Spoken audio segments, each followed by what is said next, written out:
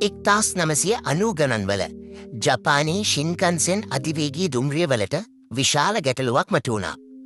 දුම්රිය උමං හරහා යන විට වාතීය තෙරපී විශාල ශබ්දයක් එනම් ටනල් බූම් එකක් ඇති වුණා. මෙය අවට වෙසියන්ට ලොකු කරදරයක් වුණා. ඉංජිනේරුවන්ට අවශ්‍ය වුණේ වේගය අඩු නොකර මේ ශබ්දය පාලනය කරන්නයි. ප්‍රධාන ඉංජිනේරුවා කුරුල්ලන්ට ආදරය කළ කෙනෙක්. ඔහු දැක්කා පිළිහුඩුවා වතුරට පනින විට කිසිම දියබිදක් විසි නොවී ඉතාම සුමටව කිමිදෙන ආකාරය. පිළිහුඩුවාගේ හොටේ ඇති විශේෂ හැඩය නිසා මේ සිදුවන බව ඔහු තේරුම් ගත්තා. ඒ අනුව දුම්රියේ ඉදිරිපස කොටස එම හැඩයට නිර්මාණය කළා. එමගින් ශබ්දය නැති වී වේගය වැඩි වී විදුලියත් ඉතිරි වුණා. සොබා දහම සතුව අපූර්ව විසඳුම් තිබෙන බව මින් පැහැදිලි වෙනවා.